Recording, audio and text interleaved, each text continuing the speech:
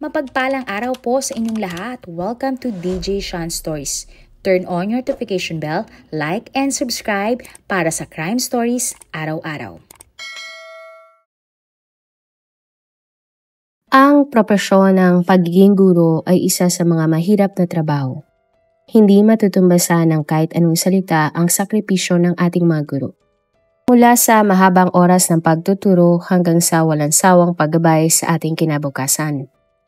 Sa ating storya ngayon, alamin natin ang kwento ng dalawang masisipag na mga guro na naging biktima ng mga malalagim na krimen. Ang unang babaeng biktima nga sa ating kwento ay kinilalang si Jezebel Peches Mangubat, 23 years old. Si Jezebel ay panganay sa 8 magkakapatid at siya ay mula sa Kataingan, Masbate. Mabait at responsableng anak, ganyan kung ilarawan si Jezebel ng kanyang ina. Ayon pa sa mga kaanak ni Jezebel, ang dalaga ay sadyang matulungin. Pangarap nga ni Jezebel na mapagtapos niya ng pag-aaral ang lahat ng kanyang mga kapatid para sila ay makakuha nga ng magandang trabaho. At nang tumungtong na nga ng kolehiyo, nag-aral na si Jezebel sa Kataingan Municipal College kung saan siya kumuha ng kursong Bachelor of Elementary Education. Nang graduate, agad na nag-exam si Jezebel sa Licensure Examination for Professional Teachers. At habang nag-aantay na makapasa sa LET, nag-apply si Jezebel sa San Ramon Institute na nasa Claveria, Masbate. Nakapasa naman ang dalaga at agad siyang pinagsimula ng eskwelahan sa kanyang pagtuturo. Ngunit dahil malayo ang bahay ni Jezebel sa San Ramon Institute, nagdesisyon ang dalaga na mangupahan ng kwarto malapit sa kanyang trabaho. At sa Sitio Bodega, Barangay Pasig, Claveria, nakahanap nga si Jezebel ng paupahang kwarto. Ipinakilala nga si Jezebel na may-ari ng paupahan sa isang lalaki. Ang lalaki nga ay kinilalang si Alvin Yanson, 30 years old, na isang construction worker at katiwala sa nasabing paupahan. Si Alvin ay nakatira sa isang maliit na kwarto sa loob mismo ng paupahan na kanyang binabantayan.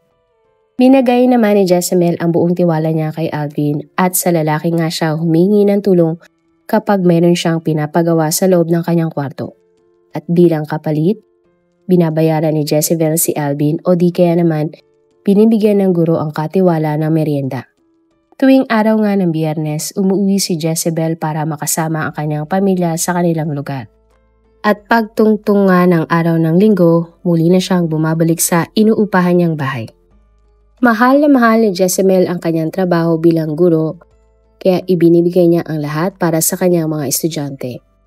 Marami nga ang nagsasabi na magaling na guro si Teacher Jezebel at gustong-gusto siya ng lahat ng kanyang mga estudyante.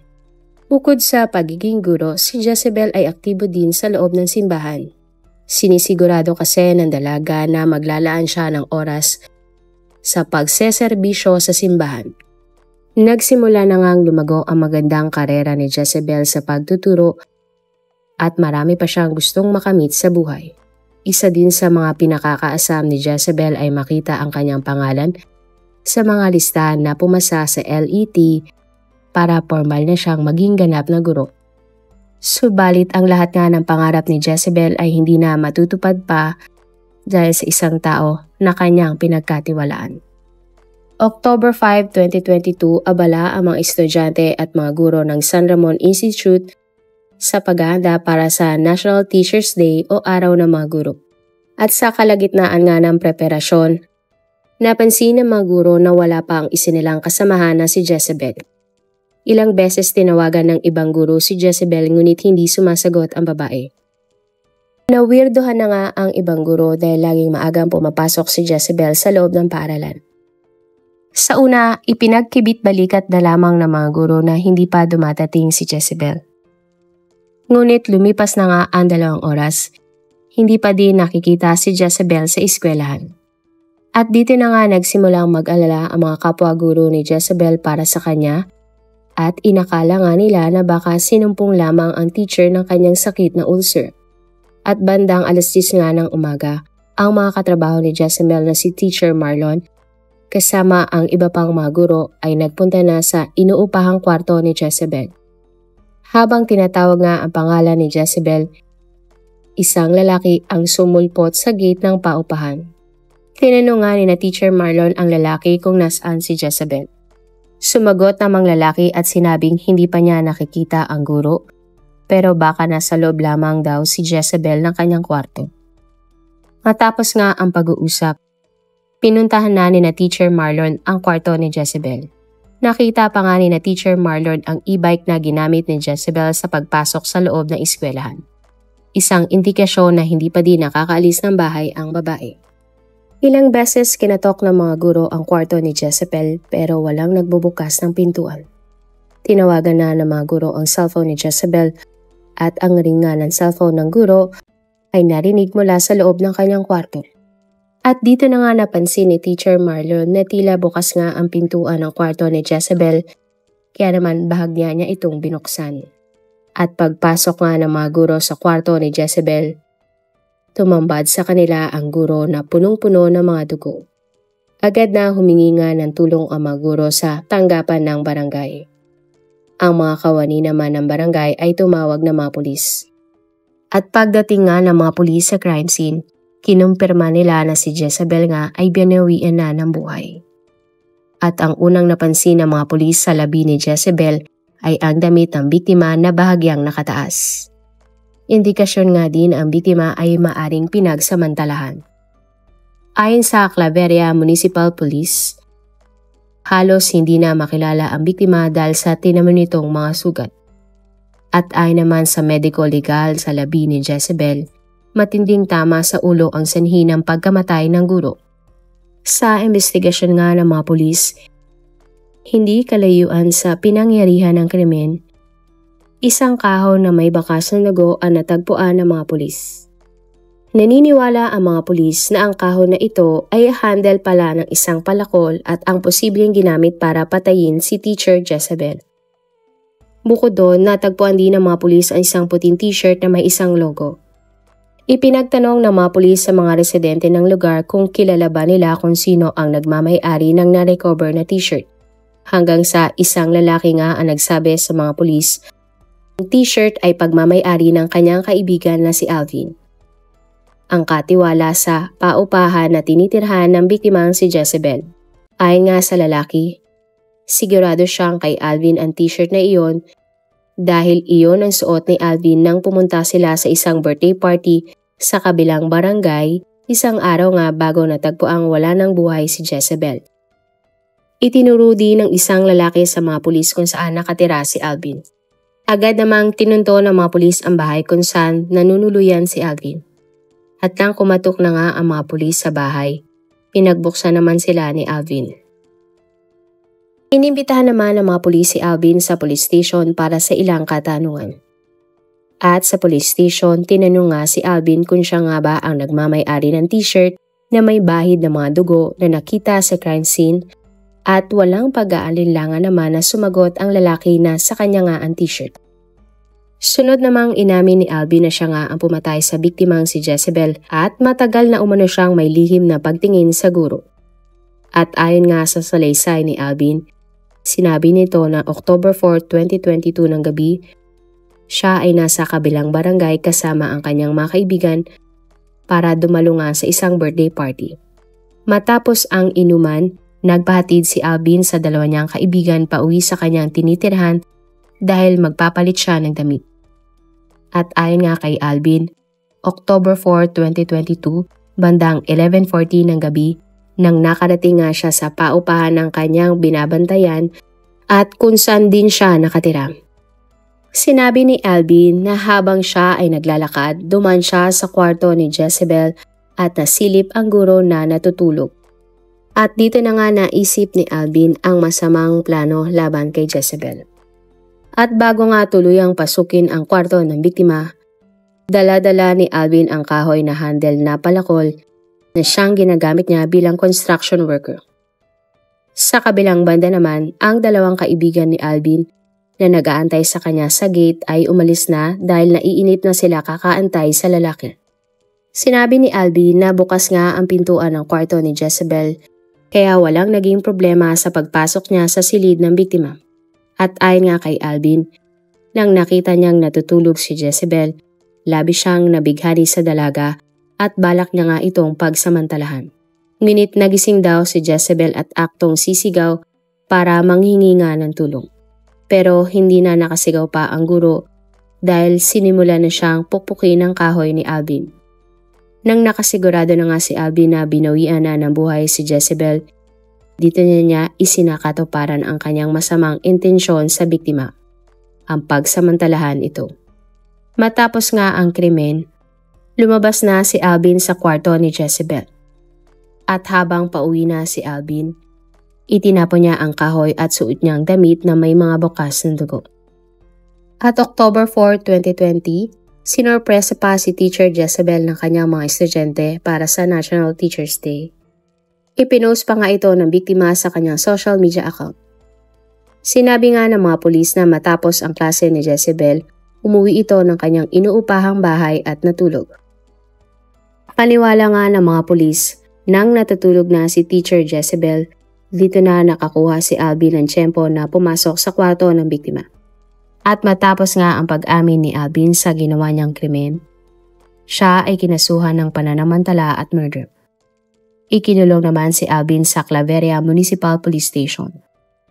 Humingi naman si Alvin ng patawad sa pamilya ng kanyang biktima na si Jezebel. Pero hindi tinanggap ng pamilya ni Jezebel ang paghingi ng tawad ni Alvin. At December 2022, lumabas nga ang resulta ng LET.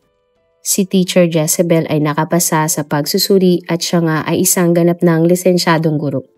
Ngunit ang nakakalungkot, hindi na nga natamasa pa ni Jezebel ang tagumpay na matagal niya nang hinihintay. Ang pangalawang kwento naman ay nangyari sa Surigao City.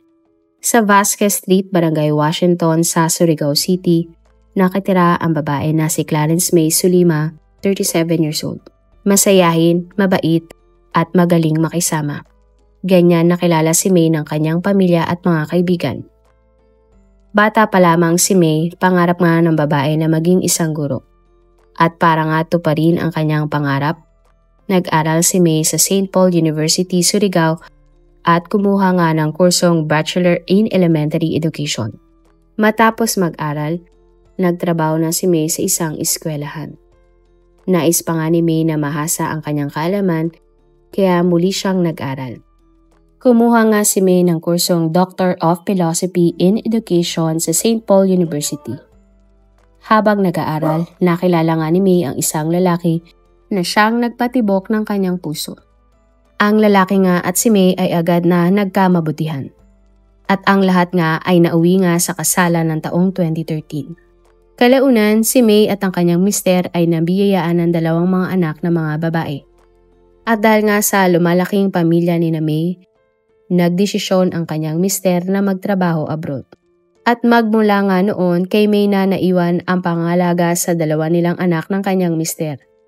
At dahil LDR, sina May at ang kanyang mister, palagi na lamang silang nag-uusap sa video call.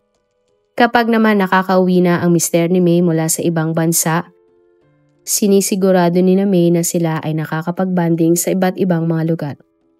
Bukod sa pagiging mapagmahal na asawa at maalagang ina, si May ay isang magaling ding guro. Si May kasi ay Teacher 3 sa DepEd Surigao City Division. Mahal na mahal nga ni May ang kanyang propesyon bilang guro at ibinibigay nga ng babae ang lahat para sa kanyang mga estudyante. Sa mga larawan nga ni May sa kanyang social media, makikita ang makulay at masayang buhay ni May. Marami pa nga sanang pangarap na gustong maabot si Teacher May. Ngunit ang lahat nga ng iyon ay naglaho na parang bula dahil sa isang tao na kanyang pinagkatiwalaan. August 24, 2023 ng umaga, nagulat na lamang ang mga kapitbahay ni May nang nakita ang dalawang anak ng guro sa gate ng bahay. At nang lapitan ng mga tao ang magkapatid, nagulat sila nang nakita na mayroon itong mga dago sa kanilang damit at ang dalawang mga bata ay humihingi ng tulong. Tinanong naman ng mga tao ang mga bata kung ano ang nangyari at dito na nga sinabi na magkapatid ang kanilang sinapit. Ayon sa mga anak ni May, inatake sila ng kutsilyo ng kanilang kasama sa loob ng bahay. Agad namang tumawag ng mga pulis ang mga kapitbahay. At ang dalawang mga anak ni May ay mabilis na isinugod sa ospital para gamutin. Pagpasok nga ng mga pulis sa bahay ni May, tumambad sa kanila ang kaawa-awang sinapit ng mabait na guro. At nang suriin nga si May, idineklara na siya na wala ng buhay. Ayon sa mga balita, ang suspect sa pagpatay kay May at tangkang pagpatay sa mga anak ng guro ay ang lalaking inampon ni May. At ang lalaki nga ay kinilalang si Joseph Gumare, 27 years old. Hindi naman na nasabi pa sa mga balita ang eksaktong petsa, pero isang araw ay bigla na lamang sumulpot umano sa bahay ni May si Joseph kasama ang kanyang anak na lalaki. Subalit hindi ka mag-anak o kakilala ni May si Joseph. Ayon sa mga reports, nakiusap umano si May sa guro na kung pwede silang manirahan pansamantala sa bahay ng mga biktima. At dahil nga si May ay natural sa pagiging mabuting tao, pumayag siyang manirahan si Joseph kasama ang kanyang anak sa loob ng kanilang bahay. Ayon pa sa mga balita, hindi itinuturing ni May na boy si Joseph sa loob ng kanilang tahanan. Trinato ni May si Joseph na parabang tunay na kamag-anak. Hindi din inuutusan ni May si Joseph na mga gawaing bahay, pero si Joseph na mismo ang nagkukusang loob na gumawa ng mga gawaing bahay. Itinuroy din ng dalawang mga anak ni May na ang pumatay sa kanilang mami ay si Joseph. At sa investigasyon nga ng mga pulis, pagnanakaw ang naging motibo ng suspect kung bakit niya nagawang patayin ang biktima. Napag-alaman sa investigasyon na nawawala sa bahay ni May ang mga mahalagang bagay na pagmamay-ari ng biktima maging ang kanyang pera ay nawawala. Mabuti na lamang at nakaligtas ang dalawang anak na babae ni May mula sa mga saksak na ginawa ng suspect. Samantala, hindi agad nahanap ng mga polis ang itinuturong suspect dahil tumakas na nga si Joseph. Subalit kalaunan ang lalaki ay napabalitang sumuko nga sa mga otoridad. Ayon sa mga balita, si Joseph ay sumuko sa munisipyo ng Dapa at umamin sa kanyang ginawang krimen. Ayon kay Joseph, totoo na pinatay niya si May para pagnakawan ang pamilya nito.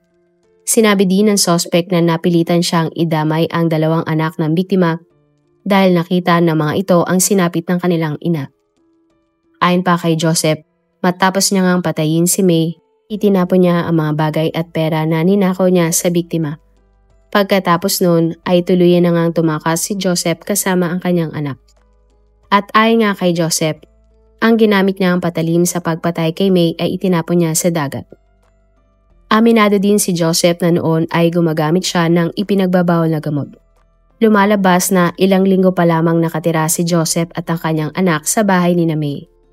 At sa isang kuha nga ng CCTV, makikita si Joseph na kasama ang kanyang anak habang papatakas mula sa bahay ni May.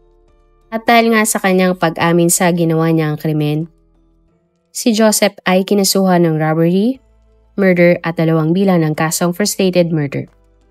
Si Joseph nga ay ikinulong habang gumugulong ang kanyang kaso. Na-recover naman ng mga pulis mula kay Joseph ang ilang personal na gamit ng biktima na si May. Napakasakit nga para sa pamilya ni May na ang guro ay pinatay na walang kalaban-laban ng tao na itinuring ni May na pamilya. Nakakalungkot isipin na sa kabila ng kabutihang ipinakita ni May, siya ay nagawang patayin ng tao na kanyang pinakain at pinatuloy sa kanyang bahay. Sa kasalukuyan nga, nakakulong pa din si Joseph sa kulungan.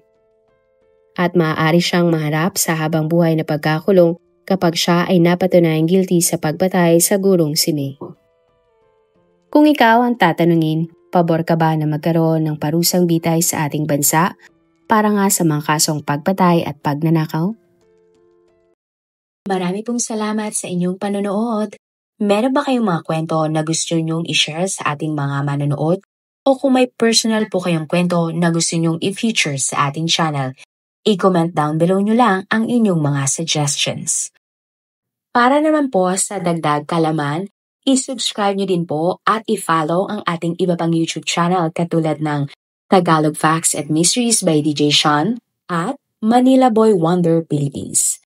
Marami pong salamat sa pagsuporta nyo sa aming mga channel. God bless everyone!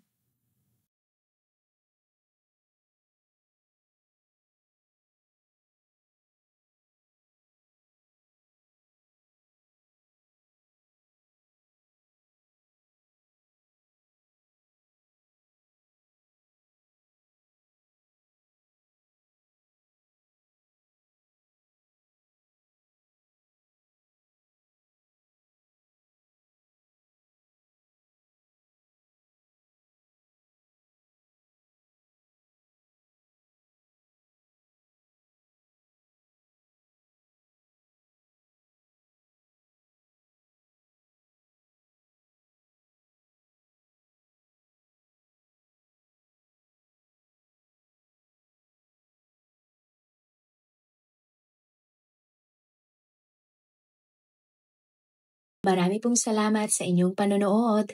Meron ba kayong mga kwento na gusto nyong i-share sa ating mga manonood? O kung may personal po kayong kwento na gusto nyong i-feature sa ating channel, i-comment down below nyo lang ang inyong mga suggestions.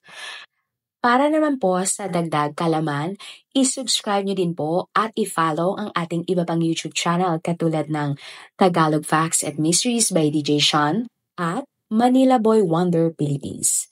Marami pong salamat sa pagsuporta nyo sa aming mga channel. God bless everyone!